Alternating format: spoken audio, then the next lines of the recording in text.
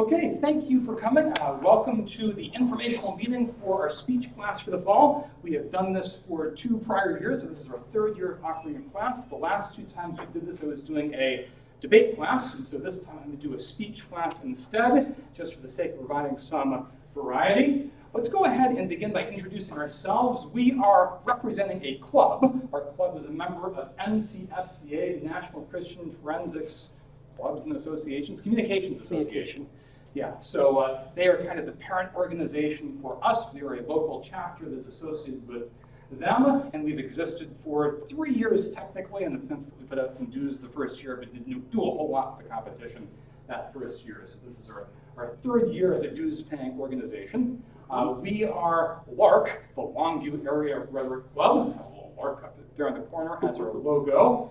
And we are here today to talk about the left side of the speech activities, although NCFCA runs big tournaments that do both speech and debate. Let me begin by introducing us. I'm not sure, I didn't ask my wife if she wanted anything updated here, so maybe there's a few things that are not quite up to date at the moment. You're still the vice president, Laurie? Yep. That's right. So my wife has been involved in the local homeschool community before she started doing stuff with Laurie for homeschooling. We were members of Legacy Academy, where she worked as the librarian and for a little bit as the curriculum director as well. And she is currently homeschooling my 2 kids, so she does a lot of education stuff still.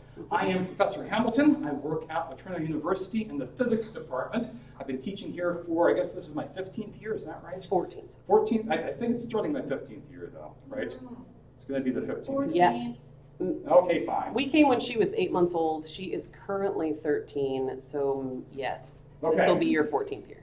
Yeah, I've got a PhD in physics, which I guess wouldn't automatically qualify me to teach this class, but I did a bunch of high school activities. Usually when you're in high school, something is your thing, right? And my thing primarily was doing the debate team. So I was in the debate team for many years. In the off season, there were what we call individual events, which is every other speech competition. For NCFCA, you do all the things at once. Their tournaments are everything thrown in together. But for me, I did debate during the fall. I did impromptu speaking during the spring. And I actually probably did better in impromptu speaking than I did in debate. I brought a couple of my trophies. These are the trophies I won my junior and senior year. I went to state finals and took 5th place my junior year and 6th place my senior year. I was not happy my senior year, let me tell you. But I enjoyed doing those activities quite a bit. And I was involved in debate. I did all the debate stuff I could possibly do. I was traveling just about every week to a debate tournament. I traveled across the state of Michigan, and I did that maybe to the exclusion of other academic activities, so it probably caused my grades to suffer just a little bit. But I loved it so much, I went to debate camps over the summer. I probably spent thousands of my own dollars earned doing a paper route, traveling to debate camps all over the place. I went to Washington, D.C. my senior year, and so I was deeply involved in that as an extracurricular activity. And I have credited that as the reason why I went into teaching. As a result of my involvement in those speech and debate-related activities as a high school student, I ended up becoming interested in being a teacher and a presenter of information. And so as I went off to graduate school, got my PhD in physics, it was kind of natural for me to go on and do work in education. And I've done that ever since. I also wanted to credit our NCFCA liaison. John Barrett has been instrumental in organizing a tournament. We've had, I guess, maybe 4 or 5 different events that have happened here over the last 10 years.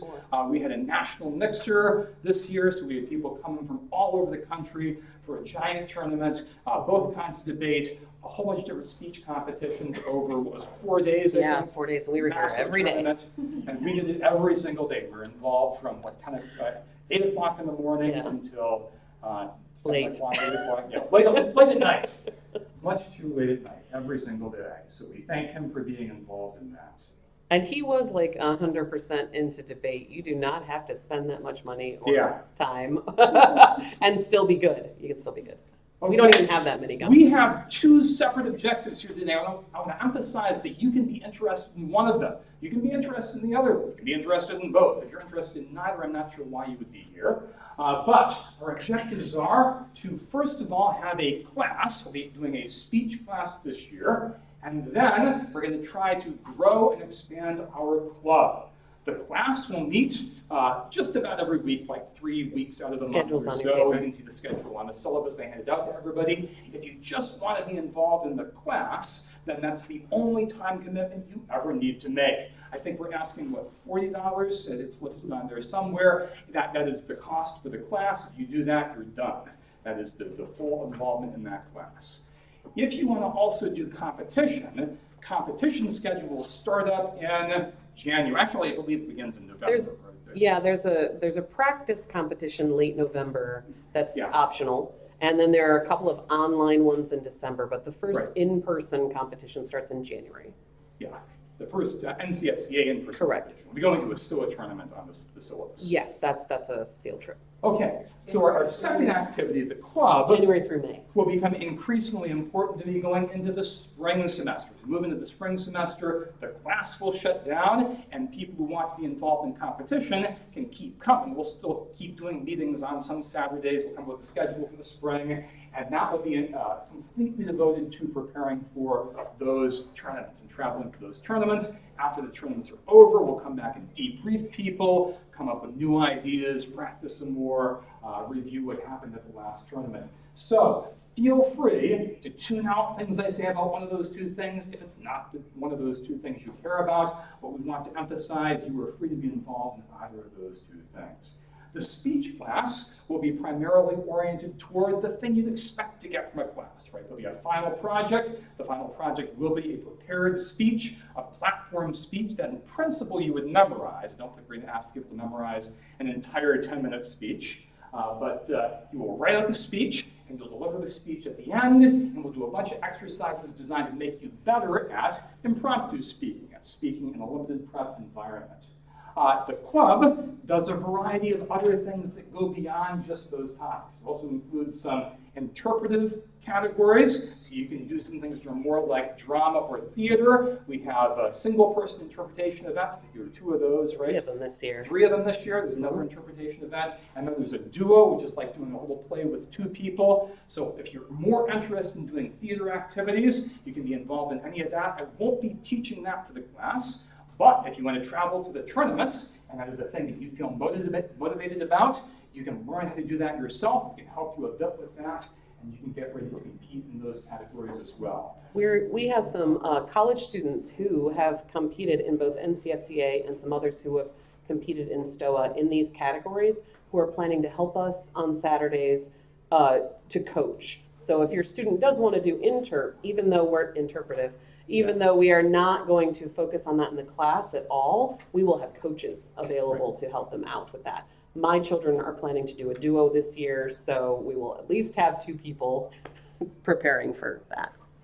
Okay, last year we had a debate class, and I'd like to continue to have people who are interested in having a debate team. I'd like to continue to have that debate team be active. It is a lot of work to put together a debate team, so it'll go better if we have more people. If we can get more people involved, we can do more research and be more well prepared for tournaments, but I definitely want that to be a possibility for people. So if that's the thing you're interested in, you can talk to me later about that, and we can try to make some plans for that. But I won't talk about that anymore for the rest of the presentation. Let's talk about some of the events that are available. I couldn't do a class that covered every single one of these events. I'm not as familiar with the interpretive events, the theater or drama-like events. My brother did that very successfully through all 4 years of his high school experience, and he would be the person to ask if you want to know more about that. But I'm also interested in people getting good at that. So I'd love to see some people get involved in that side of things. Let me talk about what I care more about, which is the top competitions here. In limited preparation, we have 3 different categories. Our 3 categories are impromptu speaking. That's the thing I did when I was in high school. Impromptu speaking is when you walk into the room and get a talk on a topic that you don't know in advance. They will give you a card. I think in NCFCA you get a choice of 2 topics. So your card will have 2 topics. You decide which of the 2 topics you want to speak about. You get 2 minutes to prep your speech, and then you get 5 minutes to talk about whatever you were able to prep. It is incredibly tight. You do not have time to write out an entire speech. You can take a very small number of notes on a note card, maybe plan out 3 points for your speech, but for the most part, you are speaking on the fly. Very important skill set. It allows you to feel like you don't need to be prepared. You can feel comfortable just standing up and talking and trusting that your mouth will take you to interesting places. Some of them places you might not always have anticipated in advance. Sometimes you'll be surprised to hear the things you're saying. But that was my primary competition myself. I was really successful in it. And it's a great skill set to build because, especially if you're involved in something like education, it is inevitable that you will at some point in the future have to give a presentation without being very well prepared for it. The dean will come to you and say, we need someone to be the MC for our awards ceremony for all the graduating seniors. Would you be willing to stand up and do that? And then I've got to figure out what I'm doing in 5 minutes and stand up and give that presentation. Or you'll arrive at work and you've got to give a lecture on some important physics topic and you just arrived at work 5 minutes ago because the bus was late. This happens to be on some occasions. When this occurs, I never panic. I always feel like I know what I'm doing. I walk into the room and I fake it and I usually do pretty well. And for moms, if you say, have your kids join the choir, and then suddenly they say, oh, wait, can you be the greeter at the door? Here's some information that you need to memorize in 30 seconds, because they're going to ask you. And that was my experience. And I would say impromptu is probably the thing that most people are afraid to do, because when you're not prepared, you don't feel prepared. But it's also probably the thing that we're asked to do the most often as far as public speaking is concerned, if you don't have a job that requires public speaking. So that's definitely something to be, to get kids unafraid of. Right. The more exposure you have, the less afraid you'll be. Yeah, let me tell you, when I was a junior in high school, our team, our debate and speech team, went off to a different high school, completely different high school, to give a presentation because they were trying to start their own program. They brought every person in that other high school into a giant auditorium, and they had the members of our team stand up and each do our thing, our particular individual event. And so I had to stand on a stage in the middle of a spotlight and give an impromptu speech to a group of students in a high school I had never seen before. And after you've done that, nothing else that ever happens for the rest of your life is going to seem as frightening. Yeah. Okay, there are several other competition categories. Second, we have extemporaneous speaking. For extemporaneous, you can do a little bit more research. It is also a topic you don't know in advance, but when you show up, you're allowed to go into a room and spend, 20 minutes? 20 minutes? Preparing. You can use references, you can use articles that you've clipped, you can use the internet. They have laptops available so, with certain journals and websites that they've curated that you can go to. So it's still really rushed. You still have to do research in a really tight time frame, and it's good to be prepared in advance. But you get a little bit more time to think about things, and you can plan out your speech with a little bit more care. You can give actual quotes, you can look up articles, and you can read from those articles. So it's a little more research-oriented. Finally, all the topics are things that are current events within the last 90 days. Yes, things you'd read about as a newspaper or magazine headline. Apologetic speaking is kind of in between, in my opinion. It's an intermediate-length speech. There are topics that will be prepared in advance on a list, so you have some idea of what they might ask you. How many topics are there? 40 something. 40 something. I have a list of topics if anyone's interested. They are all based on general Christian categories. So not things that are that you're going to have trouble with if you're a different denomination or whatever. Yeah. You can look at the list if you want to later. NCFCA is Christian, but it has Christians from all different traditions and denominations. There are Catholics who go there as well. So if you're involved in that, you need to be broadly Christian in kind of the C.S. Lewis sense, but you don't need to be any particular statement of faith. Nicene Creed is what Nicene Creed. That's a good way of putting it, right? Okay, those are all limited prep competitions, which means that you do not know your particular topic in advance, and your speech is given off the cuff. It isn't written out. There's no physical object called your speech. You're just making things up as you go along. At most, you probably have some kind of an outline. In principle, in apologetics, you can prepare a note card in advance, and if you write really small, you can actually write up quite a bit of your speech in advance. But in general, the people that win in apologetics don't write out a speech on tiny letters on a note card in advance. Instead, what they do is they do the same thing you do in impromptu speaking. They figure things out as they go along. Well, the benefit of doing it, I actually judged someone who had, hey, come on in.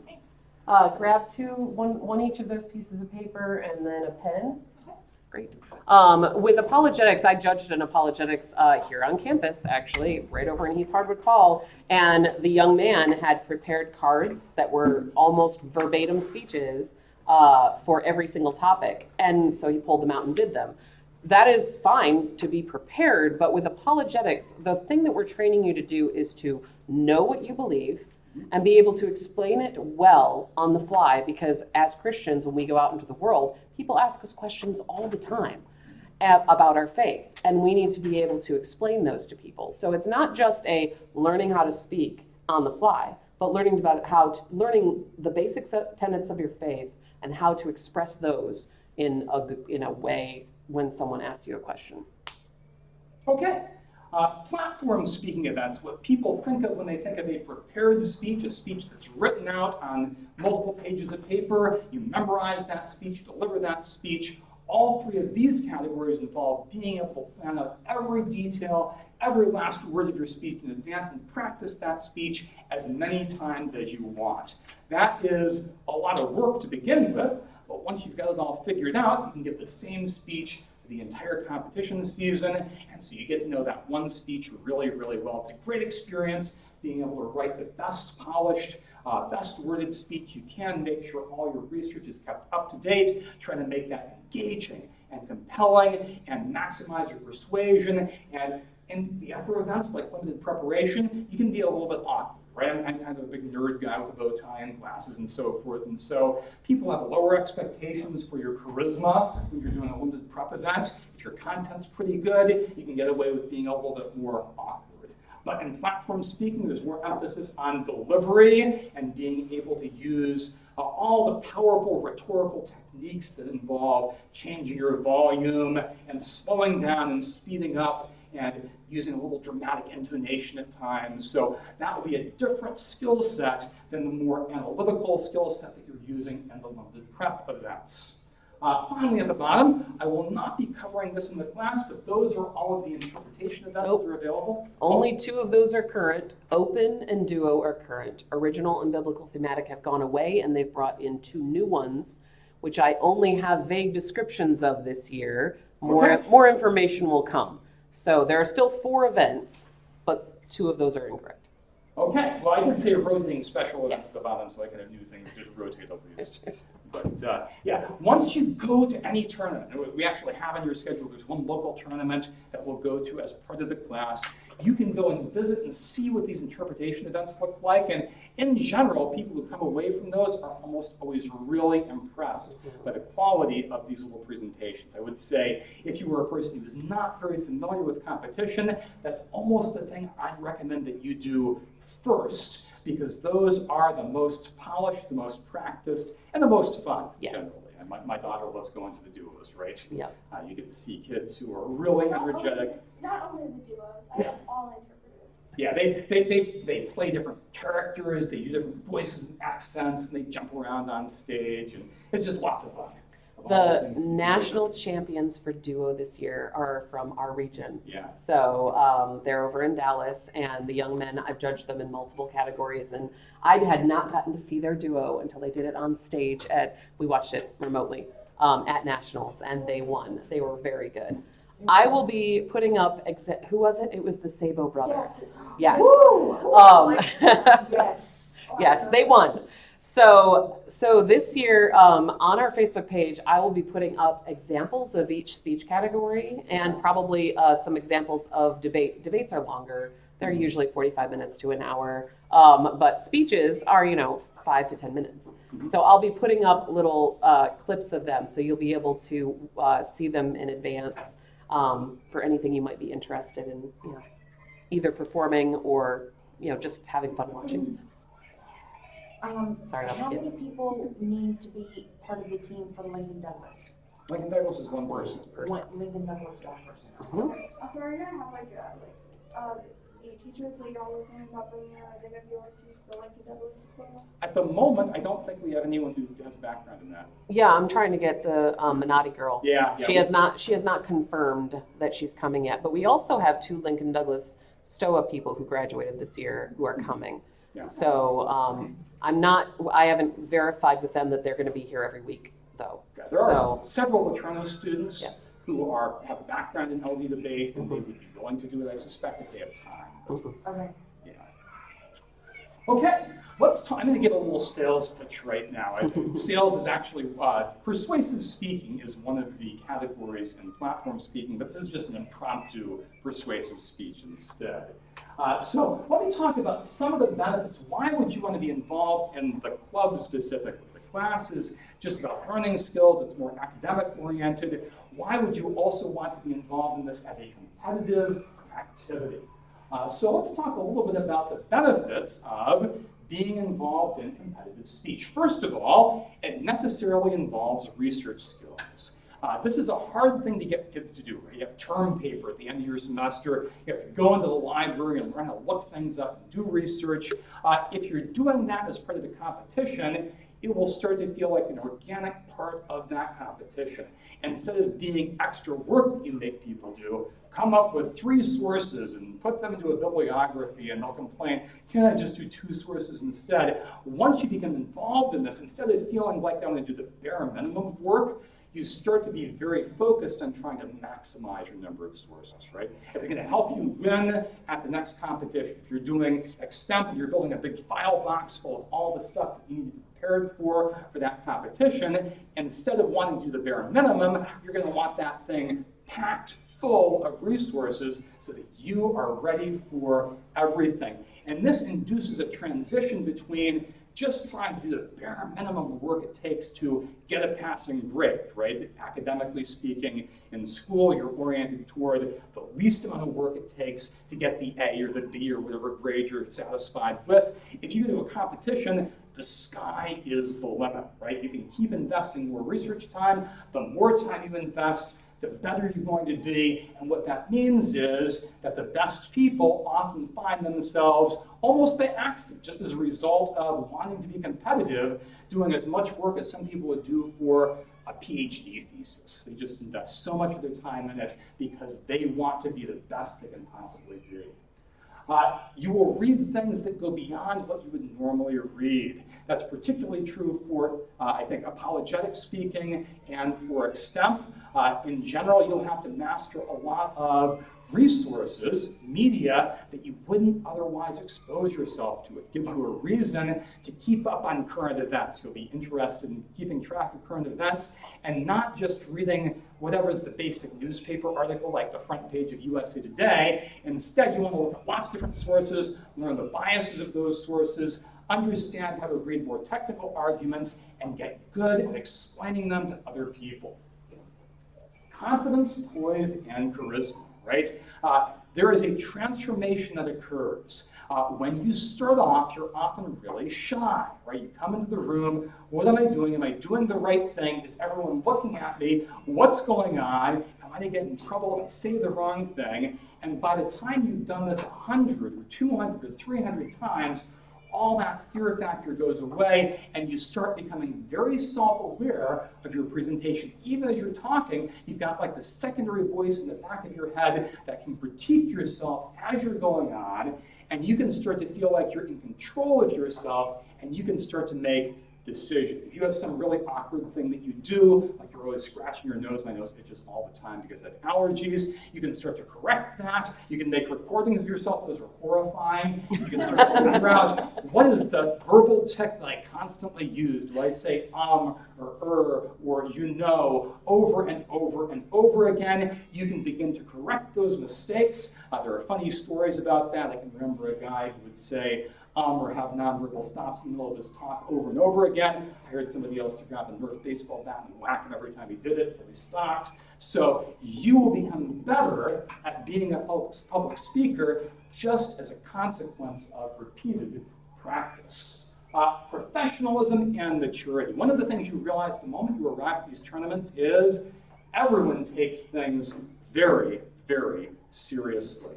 I think that's especially true of NCFCA compared to all the other debate leagues. But NCFCA really tries to make it feel like this is a big, important event, and you want to be on your best behavior, and you want to put your best foot forward. So they encourage you to be polite to people. They encourage you to develop a set of etiquette skills for interacting with judges. Most of these events have to be judged by people from outside of the competitive community. They just bring in community judges, people from churches and places like Laterna University who know nothing about the competition, and so you in some sense learn to be an ambassador to all of these community members who have volunteered to come in and be your judges. If you do a good job of that, they'll be impressed by you, so you as a student have an incentive to learn how to be friendly to people, how to make good, I make terrible eye contact, that's the worst thing for me, right? You've got to learn how to make good eye contact, you've got to learn how to present, smile a lot as you're speaking, and you'll learn how to dress up just a little bit as well, right? I'm the bow tie professor on campus. I didn't have any bow ties when I was competing, but if I had known my wife, she might have made me some bow ties back then. I don't know.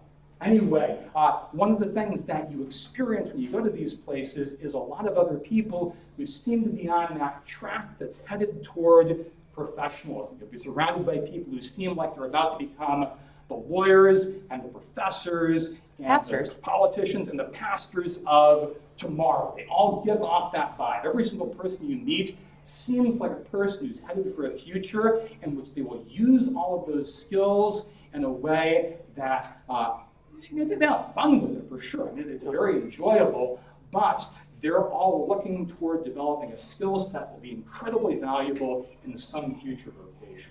One thing I appreciate about the NCFCA competitors, first of all, I got sucked in as a community judge.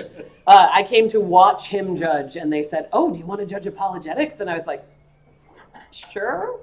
And it is very fun. And you'll be very impressed with all of the students if you go to a competition. And if there's one here on campus, you can just show up and judge too. But the students are not only passionate about presenting well for the sake of presenting well, or for the sake of the benefit of their future. They do it because the core of NCFCA is to, what is the mission statement? Oh, garbage. It's to, It is to communicate with, hey, you know it, with, say it again? Integrity. With integrity and grace. So these students are showing the love of Christ and seeking excellence because those things are giving glory to God. These kids are always seen in the hallways praying with their competitors, the people they're going to compete against, before they walk into a room. And they walk into a room thinking, yes, I want to do the best I possibly can, and it would be great if I won.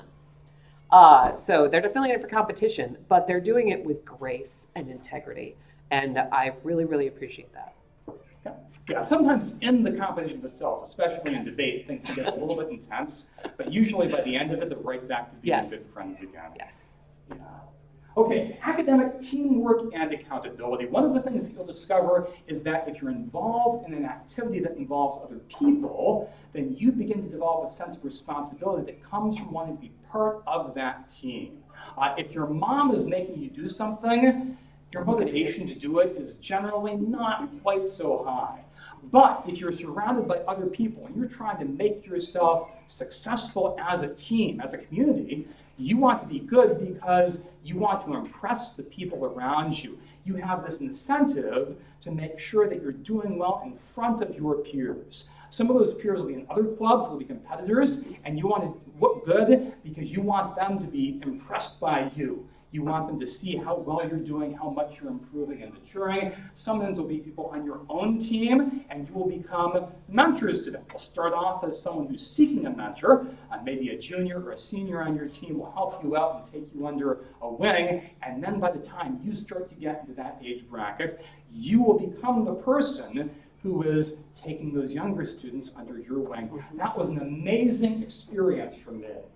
Of all the things I remember, having juniors and seniors, and I was just a freshman, coming alongside me and giving me advice, telling me I was doing a good job, encouraging me, was a completely unique experience for me. Of all the things that gave me more confidence at a stage in my life where I didn't have very much confidence, that was perhaps the most important, because a lot of teachers and parents and so forth are just kind of contractually obligated to tell you you're good, right? That was a good job. I'm so proud of you. Standard mom or dad thing to say, standard teacher thing. Here's a gold star in your paper. When somebody who's just a few years older than you tells you that you are good, you remember it forever. The moment when that happens to you will stand out in your mind. You can still remember having the guy who was the junior on my debate team come up to me and say he was so happy that I was his partner now, because I really knew what I was doing and it was going better for him as well. And you could just feel the glow coming off of me, right? It was that moment when I suddenly felt like I was accepted. This was a thing I was good at. These older kids were proud of me and wanted me around. And I was going to keep doing this forever, right? And then you went to state. Yeah. You went to state as a freshman. Dealing with pressure and failure. When you are involved in competition, especially at the beginning, you will probably not win. If you're winning when you first start off, you probably don't even need me. Right? You need a coach, right? You're so good. But the normal experience still need of a all these people, the people who are winning at nationals, the people we saw a couple of years ago giving their winning presentations at nationals, were all people who started off with no idea what they were doing. They had to go to tournaments and experience what it was like to be on the low end of the bottom rung of the ladder, the low end of the totem pole, and lose for a while.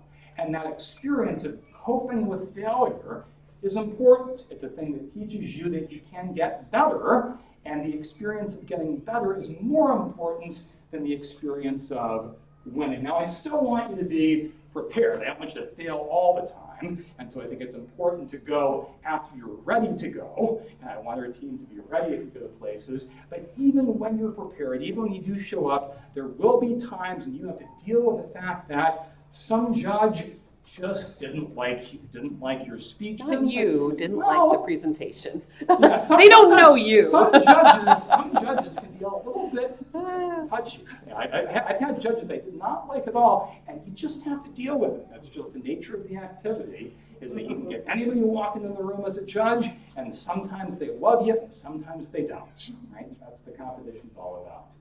Talking a little bit about the individual events. For my speech class, I couldn't pick everything, so I had to pick some subset of all the speech events. So I picked impromptu because that's the thing I know best. What's the value of impromptu speaking? At first, you might say it's speaking with no preparation, just figuring out how to write a little mini speech on the fly, and that is certainly true. But one of the things you'll begin to appreciate as you do it is that in some sense, everything is preparation for impromptu.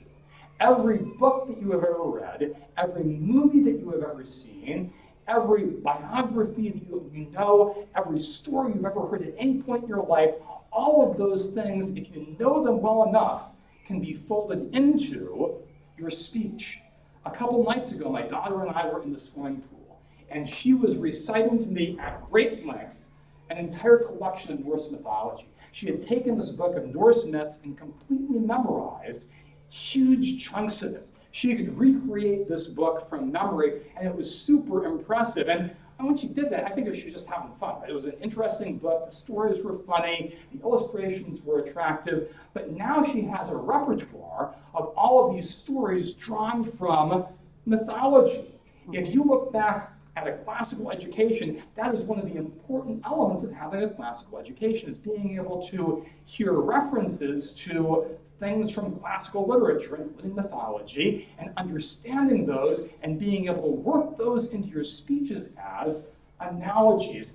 Everything you ever read or see or hear about can become part of your speech. So, last night we were listening to, what was it, Richard II. Shakespeare. We heard Shakespeare, Richard II, pretty technical work, but it's full of important and powerful themes. Suppose you, as an impromptu speaker, walk into the round and somebody gives you a card, and that card has the word betrayal on it. You have to get a speech on betrayal, and you need some object lessons of betrayal. Where would you get those object lessons? again, from the Bible maybe, who's a traitor in the Bible, Judas Iscariot. There's a point in your speech right there. But Shakespeare is a great place to go for examples, right? Can you think of some examples of treachery and betrayal in Shakespeare? Julius Caesar jumps way out, right? Julius Caesar is a prime example. Macbeth, absolutely. But again, Richard II, big theme. What's the nature of loyalty? What's the nature of honor? What does it mean to be a traitor? What does it mean to be faithful? All of those questions are going to be answered in complicated ways in important pieces of literature. And so the more you know about those important pieces of literature, the better you're going to be as a speaker. You'll be able to take all those ideas that you're just picking up from that media you're consuming and weave them into your speeches. And as you begin to realize this, as you make progress toward being a junior and senior and take competition more seriously, every time you watch a difficult piece of media, every time you watch an adaptation of Shakespeare on the stage, or every time you watch a movie that isn't just a fun movie, isn't just a superhero movie, but a movie that is fairly difficult, you will be listening for all of those themes because they will now be useful to you. If you know them well, you can take them to your competition and show off your mastery of all of those thematic elements of the difficult media you consume. And so if you're having trouble slogging through 1,000 pages of War and Peace or Anna Karenina or whatever, you can feel motivated because if you understand those things well and can integrate those into your public speaking, you will be honored for that and respected for that and rewarded for that. And that makes it feel like instead of it being a lot of wasted effort, why am I doing this? What possible purpose does this serve? It will now serve an immediate purpose. You'll feel like you're being recognized for your mastery of that material. Very important. Okay, apologetics. I'll be a little more brief for the other two since I haven't done them myself. Apologetics is important because it forces you to think about your theological convictions and own them. One of the most important things you can do if you want to train your kids in having a particularly well-developed sense of spiritual discipline or biblical knowledge is make sure not just they've been listening, don't just send them to Sunday school classes and have them sit there and listen to somebody else teach, but make sure they know how to explain what they believe to other people. If you can explain what you believe to any random person that walks into the room as your judge, then if that happens to you at any point later in your life, you will be ready. The topics for apologetics, as I said before, are drawn out in advance. They're written out in advance, so you can look at all of them and plan out what you're going to say. And when you do that, they're difficult questions. They're questions that are designed to reflect the challenges associated with competition between multiple worldviews and a world in which maybe a Christian point of view is not the most popular. And so instead of just being a person who goes to church and kind of gets bored and ignores the sermon, you'll be a person who starts to think, I should listen to this stuff really carefully because some of the things I'm hearing are things I can work into my next speech. And the speech that you learn how to give for that competition will be a thing that you can draw upon at future points in your life, well beyond the point of being a high school student involved in competition. And instead, you'll be using that out in the real world when people challenge you. What do you believe? You can answer them. You can have a well-prepared answer. Do you want a couple examples of questions? Sure, go ahead. Is God infinite? Is God holy? Does God reveal himself through creation? Is the Bible inspired? Are all people made in the image of God? Is Jesus the promised Messiah? Will Jesus come again? Does the Holy Spirit guide us in truth? Is the gospel still good news today? Mm-hmm. So if you think about all of these, they're very basic tenets of faith, and you get to answer them with your knowledge. But it also makes you have to think about them. Right. Because, you think, oh, well, I know the gospel, and I love Jesus, but what is that? What does that mean? How do I articulate that? How do I articulate that? Right.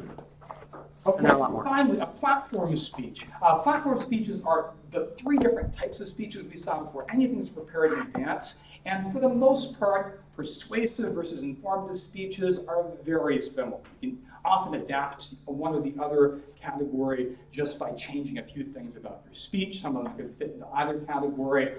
But the general skill set here is the same skill set that you use to write a term paper at the end of your class. The only difference is you aren't just writing the paper, you're learning how to deliver that paper in as appealing a way as possible. So it's not just boring and monotone, you stand up there and read one word after another. One thing I've discovered going to professional academic conferences is a lot of professors don't know how to do that. They'll write up their paper, they'll get up there, and they've got PhDs, they're teaching at big universities, and they just read the thing verbatim off a sheet of paper. It's not very engaging, it's not very exciting, and the kids in NCFCA competitions are way better than your average professor. I wish when I went to academic conferences that more people had this kind of background and were good at giving presentations. You end up learning how to do the same sort of things you do as a pastor or as a good professor, and that's incredibly valuable. Lots of other advantages. In addition to the competition-oriented advantages, the academic advantages, you will make friends in a competitive environment. And usually in a competitive environment, the strength of your friendships feels stronger. You aren't just hanging out, you have common goals. And when you have common goals, and again, I think this is more important for boys than for girls. Boys usually need to have a focus of their friendship, which is why sports teams often are really important to them. They can't just socialize, and they'll just stare at the floor and scuff their shoes and be socially awkward. But once you start to have a shared purpose, once you have a goal, all of a sudden you've got something to talk about. You can talk about what your speech is about. You got a platform speech. You can talk about what your last 3 absolutely ridiculous topics in impromptu were. What on earth could I possibly do with this topic? Why are they torturing me like this? And the other person will be something like, oh, I got an even worse topic. Wait till you hear about this. And here's what I did in response to it. And all of that builds a sense of rapport very, very quickly. The friendships that you make in the context of these activities are friendships that in some sense are born out of necessity and urgency, but once it starts to happen, they can be incredibly strong. If you're not involved in sports, I wanted to be in sports so much. When I was in 8th grade, I tried out for the basketball team. I was in a small middle school. Everybody made the basketball team except for 2 people. 2 people got cut from the basketball team, and I was one of the 2 people. The coach said, go home, just go home. He laughed at me. He was a very, I wouldn't say he was a cruel person, but he was a person who was, yes, you're not going to do this. This is not going to be your life. You should go do something else, right? Don't waste your time being here. This is not what you're good at, right? And so it was incredibly important to me as a super competitive person, a person who's almost on the verge of flipping a board game when I lose, right? I'm that person. I'm so hardcore. Almost? They've never actually did. I really am competitive. I couldn't do athletics at all, right? I could not do athletics, and this was something I could do instead. You gotta leave, that's okay. That's fine. That's fine. That's okay. I love it. Yeah. Okay. It'll be online. Third, parents can be very involved in this. Parents, in some sense, are the coaches. For some other things, they'd be like, hey, we don't want parents involved in that. We just want this to be your kids. We don't want parents to be participants in this. But all these activities have coaches, and the expectation is coaches are constantly involved if you want to be involved in competition. If you're an old guy with a gray beard and you really look back in your high school days and say, I wish I could still do some of that stuff. I wish I could still be involved. This is your chance to still be involved in some powerful way. Right? There are no other professionals that will be the people who are training your kids. It can be you instead. You can go to the tournaments. Once you start judging, you'll get to know all the other kids. You will feel incredibly involved, right? That happened to you. Yep. You first showed up. Who are all these people? By your 4th or 5th tournament, you know everybody by name. You're cheering for them. You start to feel you know them. They're almost like friends to you. You see them so many times. Okay, networking. You will meet other highly motivated, highly successful people who are on this track to a future high achievement professional vocation, right? You're going to network with people. I still see people I remember from my debate days who are involved in the government, who are involved in think tanks, who are involved in the news media. I'll see somebody on the news and I'll say, I know that person. That person was a debate tournament. That person was just some kid. And now that person's a big, important person, right? That idea of being in contact with people who are going places is really powerful and exciting. I can remember when I was doing my postdoc. I can remember, I'm sorry, no, I'm not a postdoc. This was my first teaching position at Grand Valley State University. I was in the gym, I was working out with some exercise equipment, and this 4'10" woman walks over to me and gives me a great big hug. I'm completely covered in sweat, debate person, right? She remembered me from debate, and she was a new hired professor at the university, and I think she's a dean at some college down in North Carolina now. But the people that you meet will remember you. If you're a successful person, if you invest yourself in the activity, you will be known by people, and that is incredibly valuable. A lot of jobs you get in the future come from those connections. Finally, you will surround your kids with highly motivated, success-oriented peers. It's really important that your kids don't fall in with people who are going to lead them astray. Right? Every parent worries about that. You want to make sure you have good friends, not bad friends. All of these people are highly impressive people. Once your kids start being involved in this world, all the things that their incentive structure will get them to do will be things that move them in the right direction and almost never in the wrong direction. There's a certain amount of adult supervision there as well, so it's a safer activity in some ways, but it also involves developing a number of independence-oriented skills. You'll learn to be almost like the kind of adult that otherwise you wouldn't learn to be until you went off to college. There are elements of this that are very much like the growing up experience that occurs when you go to college or when you get your first job. Okay, that's my little sales pitch right there. Final sales pitch, I did this for debate as well. What is the best way to learn anything? This guy is one of my heroes. This is Richard Feynman, one of the most successful physics teachers of all time. I have his collection of lectures, Feynman lectures on physics, and he would say the best way to learn anything is to teach it to someone else. I actually found a study today. Last time I just put up kind of a dumb infographic about this, but this time I looked for actual academic research, and you can demonstrate that retention of knowledge is vastly higher if you have taught that knowledge to someone else. And I had this experience going through college and graduate school. When I went through my classes, it was hard to remember anything, right? You learn it, you cram it into your head, you take the exam, and it all falls out by the following week. But when you've gone through the experience of presenting that to other people, when you stood up and said that out loud, when the words were chosen by you and they are your own words and you selected them with the intent of making all those ideas clear to a person who had never encountered those ideas before, you learned a bunch of things that you will always be able to explain and you will never forget for the rest of your life. Research proves that. I don't want to read all the small print down here, but overall, these findings suggest that when students actually teach the content of a lesson, they develop a deeper and more persistent understanding of the material than through solely preparing to teach it. Speaking, standing up and delivering your information, not just writing out the term paper, but delivering the term paper that's essential to that process of permanent retention of the information. Okay.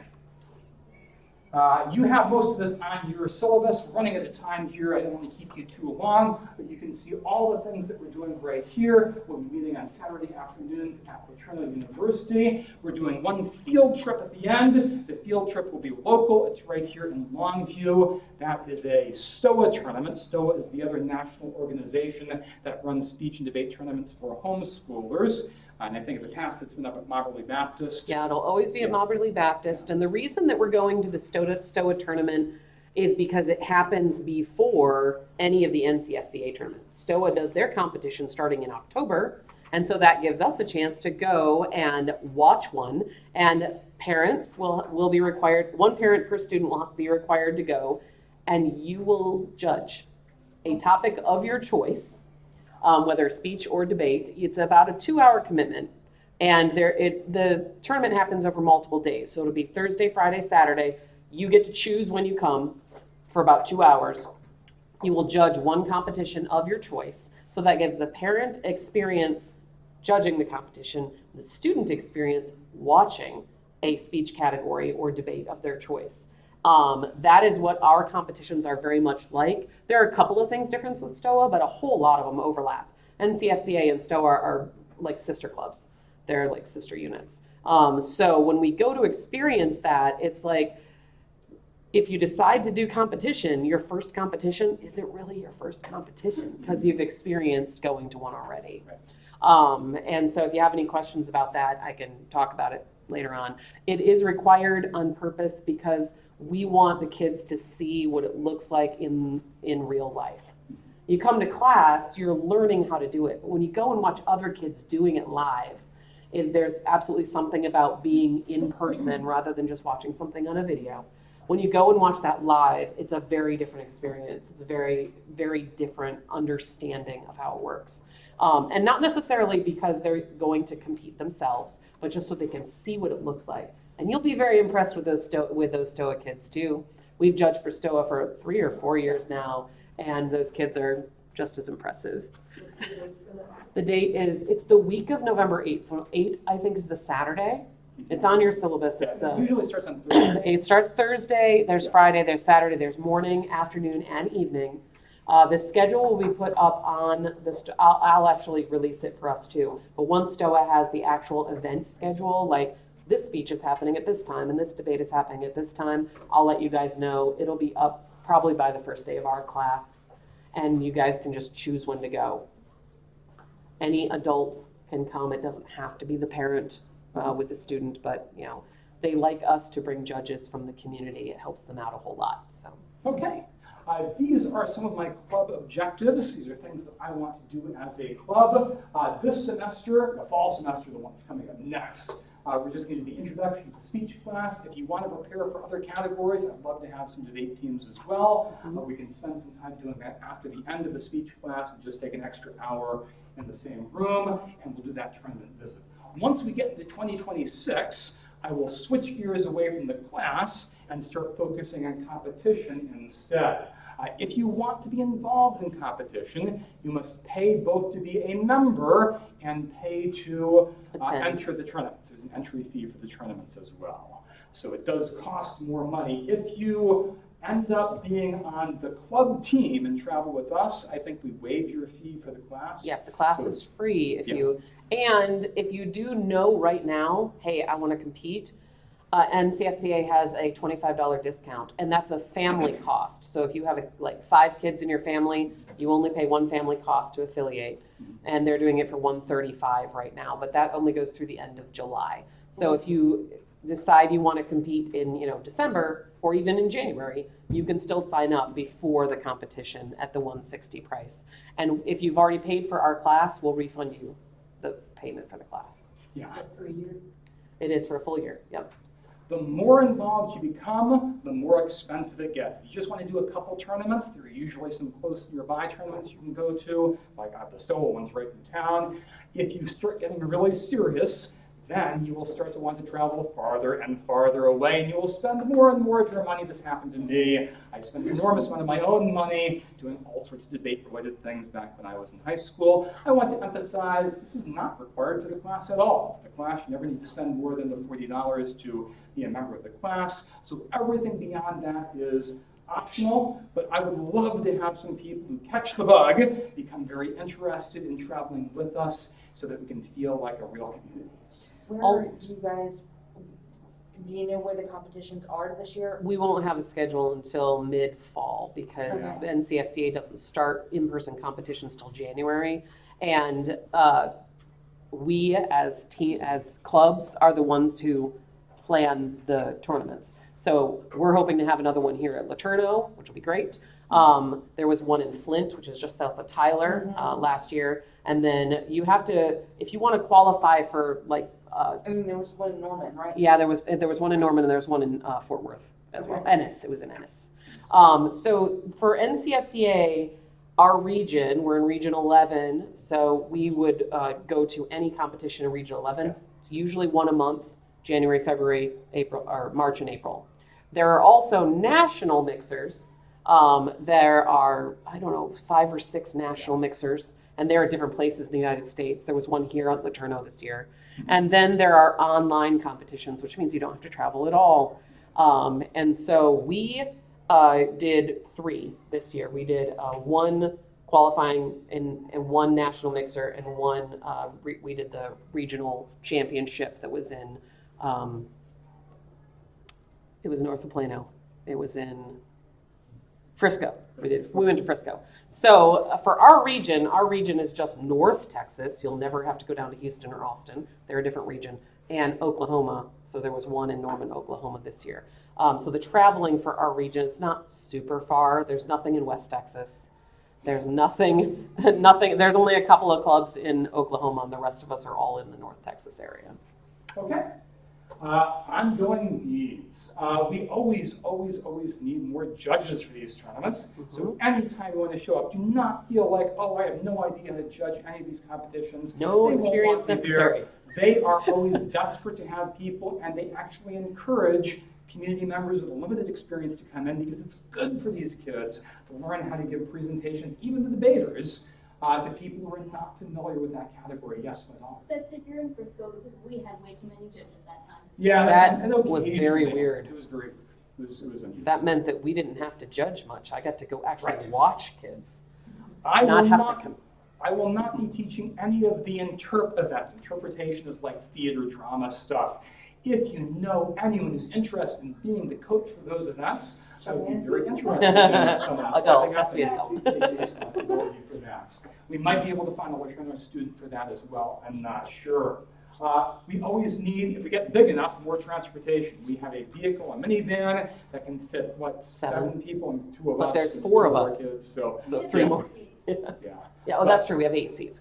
But having more drivers is always useful to go back and forth to these tournaments, if they're farther away especially. And finally, outreach, getting more people to come in. If you can encourage more people to make contact with us, get on our mailing lists, then we can grow. And the more we grow, the more successful we will be. Okay. Okay, that's it. Well, that's not quite it. Oh, not Everybody, quite when you came in, has a syllabus and also has a sheet that you will put your information on, please, so that I can contact you, because I can't tell you how many people have said, I'm interested, and then I have yours. I'm interested, but then I lose they either don't give me their information because they just assume they'll contact me, and then I never see them again. My wife did not update the textbook on this. Oh, no, but I did on this. Okay, good. This one has the 2 new speech categories Good. listed on the bottom. So if everyone could fill that out, do you have any questions? Yeah, let me just say about the textbook. I put Okay. this on the syllabus. The textbook was discontinued this year, the one I plan Yes. to use. I do not recommend buying your new textbook. This is because the new it one, doesn't cover the same material. and we're on not the using cover. So there won't be a textbook for this speech class in the fall, and I'll just give out any handouts from the old textbook that you need. Mhm. What should we expect for the entry fees for the competition? For the competitions, how much was it when we went? Do you remember? 55, 65, something like that. Yeah, about somewhere between $50, $60. I think regionals was a little bit more, but you have to qualify to go to regionals. Mhm. You have to have broken in 3 different tournaments before that. We went to regionals just as judges, so we didn't compete. You can go to judge for free, by the way. So if you, as a parent, And think it's fun. it is so much And fun. they'll give you free food. They give you free food if you're a community judge. If you are a parent, you're supposed to technically bring your own food or order food. Which would be a little bit more, but they cater. So like McAllister's and other places they give. Or you can just take your kids out to a restaurant. Oh, you can't leave. If you're there the whole day competing, you don't leave. That's where we went after Flint. We went to a restaurant. Yeah, that's true. At the end. I like Yeah. that. Any other questions? This is my laundry list. So effectively, you have the first semester of classes and the second semester. If you don't do debate competitions, second semester is in. Yes. Off. Correct. Yeah. Yeah, just do the class or just do it in the fall. Yep. Now, also, go ahead. Afternoon meetings like 1 to 3 on Saturdays? It's 2:30 to 4:30. 2:30 to 4:30. If a student wants to do debate, we're planning to stay until 5:30 for debate. She's in class 2028 class. Yep. Hey. Oh, and what ages? Oh, age range? We had a party today. You weren't there? Age range is they have to be 12 years old by January 1st and all the way through 18, high school 18. Yeah. Except if you get 2 senior years. Yeah, you might end up with 2 senior years if you're, because she's so young. Yeah, she's a November birthday. She's a November birthday, so she's advanced. But anyone else? Any students have questions? No? No? I'm looking at you, Abigail. You're avoiding my eyes. Any questions? No. No? You guys over there? Blondie? No. No. Okay, fine, I have a question. All right, yes, Okay, so Cheyenne. I remember at the Flint qualifier that the juniors or whatever, like the teenagers could judge the little kids. Yeah, Do little kids compete every NCFCA tournament? so there in NCFCA, we'll let you know, juniors means kids like, I don't remember where the starting age goes, up to 11, so not old enough to compete. Seniors are 12 to 18, so not senior in high school, but seniors. So junior competitions do happen at every tournament, but they don't happen the same at every tournament because the tournament director for juniors is different at every tournament. So I'm not sure if they have, like for instance, the regional tournament did not have the students judging the senior students judging the juniors, but they did it at Flint. So I'm not sure. I don't have an answer to that one. She enjoyed doing that. Yes. Any other questions? All right. What was the the text that you sent about her doing like coming at 4 to stay until Like 4 5? If you want to do debate happens after speech class. So we're doing speech class from 2:30 to 4:30 and debate until 5:30. Debate students might duck out of class a little bit early because some of our activities are activities they will already be doing in debate. So we may have a student coach available at 4 to 5:30, but it's about an hour afterwards. Is there going to be any overlap from last year's speech class to this year? Completely different. Okay, so It is you really absolutely need to- valuable to go to speech if Yeah. you were doing. Okay. Yeah. Okay. We've got a lot of activities planned. Yes, Okay. there will be, so last year, the last 2 years we've done debate, and Cheyenne's the only one who's in that class, but our debate class was a lot more of lecture Theory style. and It was theory, et cetera. This is gonna be a lot of kids speaking. We are going to be doing a lot of impromptu and apologetics activities. The kids are going to be getting a lot of actual experience doing the speaking. And then, of course, our final exam is that platform speech that they will have written in advance. And they will perform that. They won't have to have it memorized, but they'll want to present it as well as they possibly can. Benefits of us doing these 3 categories are if your child does decide they want to compete, they will already have a platform speech and the experience of 2 impromptu categories ready to compete in the spring. If they don't want to compete, that's fine. They will have learned how to do the main things that speech classes are meant to teach them to really communicate as well as possible. How much out of time prep do these students have for the class? What is your estimate? For like homework, Uh-huh. in the main speech, the platform speech will probably take the most amount of time. We're going to have them prep a little bit for apologetics, so they'll want to pick out some Bible verses on cards. We're not going to use all 48 topics. We're going to narrow it down to like 10 topics that they can do research at home, just with some Bible verses, maybe an outline, so that when they have to come up and do an apologetics, they have already thought about the topic in advance. But for the platform speech, I mean, it's how much time you put into it depends on how well it happens. But they get to pick the topic. We have a lovely exercise at probably the first day of class where the student will find something that they are passionate about. So guys, you're not going to get a term paper where you're like, oh, I got to research this stupid topic I don't want to do. You're going to get to choose a topic that you're passionate about, that you want to either inform or persuade someone to do, and you will be excited, hopefully, to research and do that topic. So the amount of time they put into it is up to them. It's going to be a 10-minute speech. So, which is how many pages? I mean, 3 maybe? It depends on, depends on their speaking style. Some people speak a little bit more slowly and deliberatively, depending on the topic. If the topic is something where you really want to emphasize, you'll draw it out. You'll use those moments of space in your speech better, so there'll be less written. And then some people will be like, it's boom, boom, boom, there's so much to say. Yes. And I'm gonna say it real fast because I'm passionate, so that'll be longer. So the amount of information in the speech is based on what the child wants to do. We're not gonna judge it on length, really. We're gonna judge it on their speaking ability, how well they present that Yes. speech. Will that they be information. using visual aids, like PowerPoints or? That's not typical for most of the competition. There's only one category where Yeah, you're allowed digital. visual aids, and it is digital presentation, and I'm not, we have not set that up. If you want to do it, if you're passionate about visual presentation, talk to my husband afterwards and we can talk it through. But otherwise, it will just be, Memorization. yep. I think my compromise had been that people wouldn't be asked to memorize the entire speech, because memorizing a 10-minute speech is a lot of memorization. Yeah. But I would like them to memorize a portion, like the introduction, the first Yeah. paragraph. Or the conclusion, something Yes. that's the Just so we can hit see what points. it looks like when you put down the speech. It's dramatic to do at the end. Mhm. Put down the speech, make eye contact, have both hands free, just to get a sense of, that's what the whole speech would look like if you had time to memorize everything. I got another question. Yes. Is the platform speech gonna be, persuasive or is it gonna be informative? Your choice.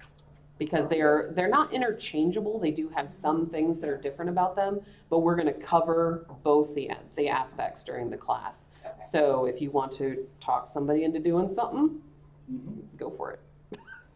Are you guys she grading wants to be it? a lawyer. Yes. We Or are, you just giving feedback to the parent to grade? How is so that? because this is homeschool, you have the choice of whether you want to put a grade on the student transcript. We will provide you with one, Mhm. but you can use it or not use it. Right. I Yes. did last year. I'm using, Yeah. I mean, not necessarily on the transcript because she was in 8th grade, but I'm using it as a grade, yes. So we will provide you with a grade. We do have a rubric, so we can show you what it is, and you'll have a rubric of what is required in your speech as well. So, Yes. this is how it breaks down, this is how it will be judged, this is how, Yeah. I intend to make it look as much as possible like the ballots for the actual competitions. Anyone else? All right, don't forget to give me your slips. I really Yes, want them. please. She wants contact I information. do. Even if you say, I don't ever want to hear from you again, I'll be like, that's fine, as long as I can, I'll put a note. This person, that way when I see your name on Facebook, I won't hound you either. So, but yeah. All right, thank you. Okay. That's it. And stop.